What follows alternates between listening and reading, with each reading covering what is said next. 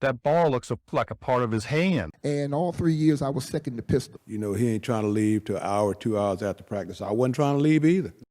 When discussing players who were truly ahead of their time, the list is incredibly short, and without question, Pistol Pete Maravich belongs at the forefront of that conversation. Maravich wasn't just a player, he was a visionary, someone who redefined what was possible on a basketball court long before the game caught up to his level of creativity and innovation. While most players of his era focused on the fundamentals and a more structured style of play, Maravich brought an artistry and flair that was simply unmatched. His dazzling ball handling, no-look passes, and deep shooting range were not just flashy. They were showcasing a style of play that seemed like it belonged to a future generation. Maravich didn't just play basketball, he performed it, which is honestly the perfect way to describe what he did for the game. At LSU, he averaged an NCAA record of 44.2 points per game over 3 seasons, which still stands today and might never be broken. Analysts estimate that if the three-point shot had existed during his college career, he would have easily averaged over 50 plus points per game. He turned ordinary games into must-see events.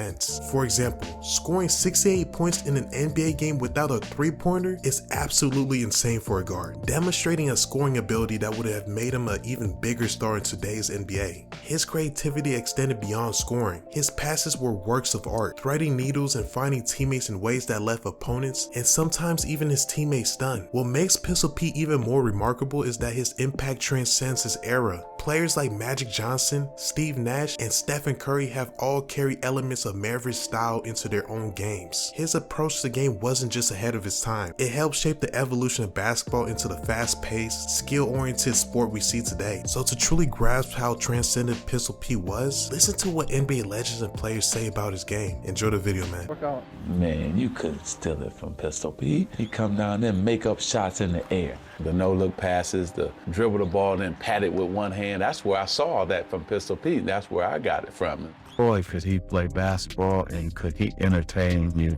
You know, the no-look passes, the dribble the ball and pat it with one hand. That's where I saw that from Pistol Pete. That's where I got it from. I always said, man, that ball looks like a part of his hand. And I said, he must spend a lot of time dribbling and able to shoot the way he can shoot. The game was boring to him, so he had to create things to keep him interested. Pete just has so much razzle-dazzle in his game. He was just hard to guard. The way he handled the basketball so flippantly and so sort of carelessly really offended a lot of basketball purists. What Pistol would do, he would take the ball and set it behind his back, catch the ball, and shoot. That was sweet. He was a true entertainer, and I think he looked at entertainment more than basketball. He used his basketball as a form of self-expression, and one of the real leaders in bringing basketball into this sort of area of artistry. It was like his form of art. In college, Pistol and I fought for the scoring leader in the country. And all 3 years, I was second to Pistol. And I did a lot of things in college. I've set something like around 50 basketball records from high school, college, and pro. And I used to make excuses. The only reason Pistol scored more than me is because his dad coached him and so on and so forth, until I got to play against him. But I'm the leading scorer. I averaged over 44 points a game for a 3-year period. Goodness gracious. It's hard to describe somebody that was about 6'6", 6'7", handle the ball as well or better than myself. I'm the leading scorer of all time in college basketball. It'll be broken someday. Right. You were right there at the top. You had all in fact, a lot of your scoring records you set there at LSU still stand. I got a chance to play with him for the first time in the high school All-American game in Memphis.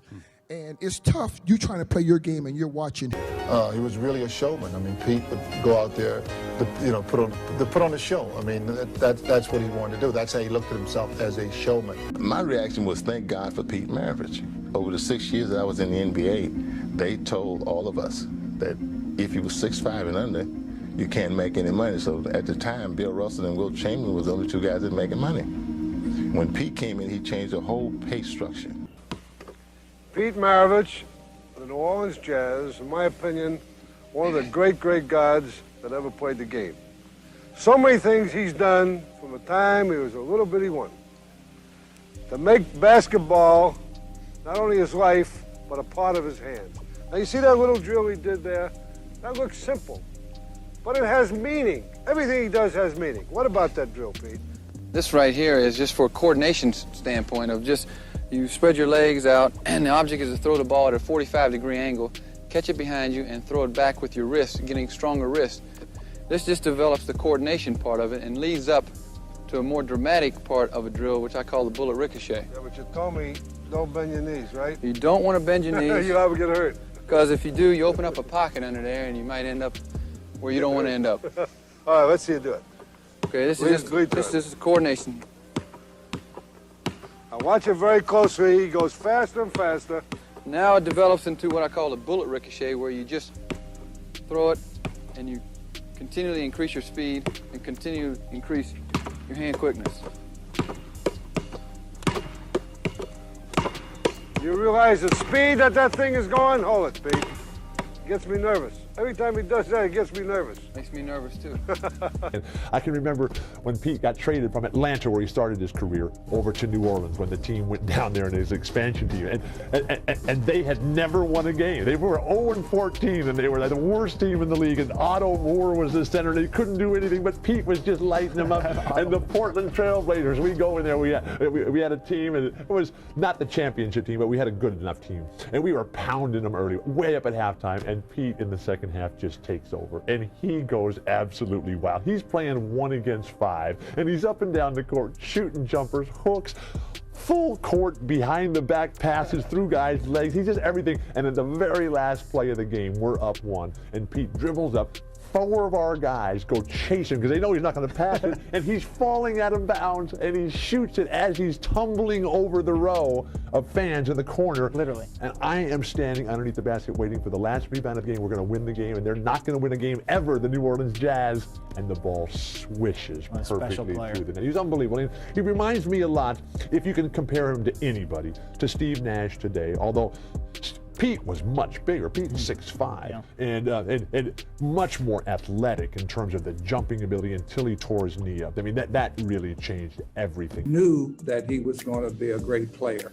He was an exhibitionist, the dribbling, the passing, throwing the ball, taking it off his head, shooting it into the bag. I mean, he had so many tricks, it was unbelievable. I would like to be remembered. Amazing about Pete, 44 points per game, career for 3 straight years in an era with no three-point line. Dale Brown, who coached at LSU after Press and Pete were there, Dale Brown went back and charted all the games with the running score. Maravich free throw, Maravich 22-foot jumper, Maravich layup.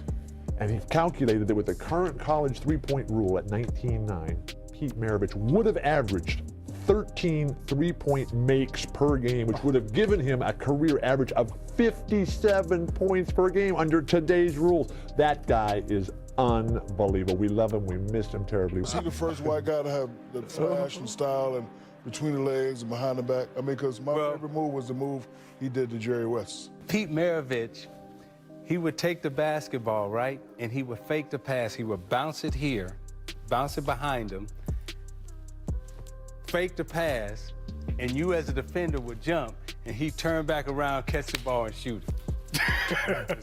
That was a hell of a move. And I was like, okay, I got to try it. So I tried it in the game, and Steve Coulter stole it.